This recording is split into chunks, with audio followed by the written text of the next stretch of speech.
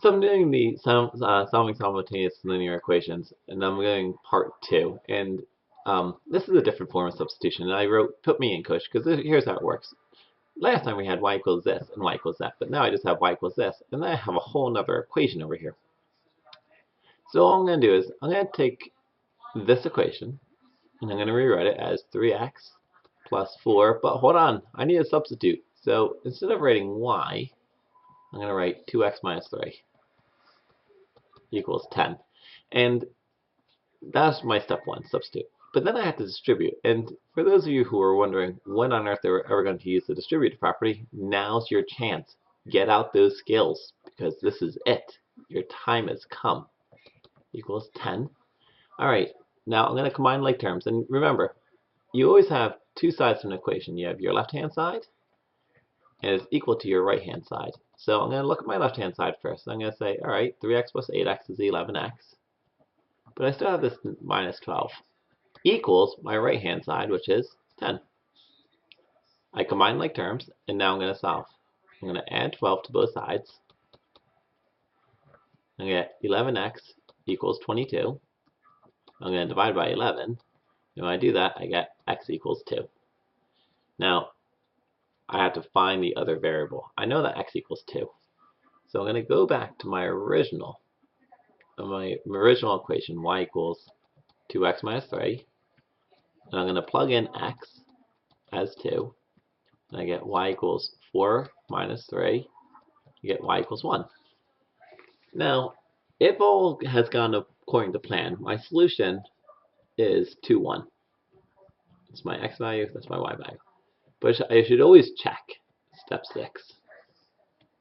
Check. Nobody ever does, but you really should, because actually this is the second time I'm making the video, and the first time I had a mistake, and that's why I had to make it twice. So 3x plus 4y should equal 10. I'm going to plug in my x is 2, and my y is 1. 3 times 2 is 6, plus 4 is 10, which is great because that's what it should have been. I'm going to do one more example. I'm going to erase all of this. And if you need to go back and stop and rewind and watch it over, go right ahead. Or, just watch the whole video over again. I can certainly use some hits on my YouTube channel. Alright, so I have y equals 2/3 x minus 2, and 3x plus 6y equals a negative 5. Alright, this one's a little bit weirder. Well, not really. It's actually the same thing. I have one equation where both of my variables are on the left-hand side of the equation, and another equation where the variables are on opposite sides. So I'm going to say 3x plus 6 times 2/3 x minus 2 equals a negative 5. And please note, here is here. 3x plus 6 times y equals a negative 5. So now, I'm going to take my 6, I'm going to distribute. And when you can do that, you get 3x plus 12x over 3 minus 12 equals a negative 5.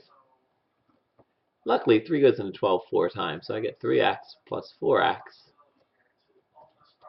minus 12 equals a negative 5. I'm going to combine like terms. I get 7x minus 12 equals negative 5. I'm going to add 12 to both sides.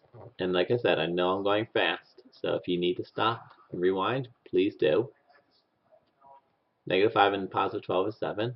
Divide by 7, we get x equals 1. So now, if x equals 1, I can plug that back in. I'm going to say, well, this has a fraction and this doesn't. So I'm going to say 3x plus 6y equals negative 5. 3 times 1 plus 6y equals negative 5. 3 plus 6y equals negative 5. Subtract 3. I get 6y equals negative 8. Divide by 6. Divide by 6. I get y equals negative 4/3. And if I check this out real quick, I get 2/3 times 1, which is 2/3.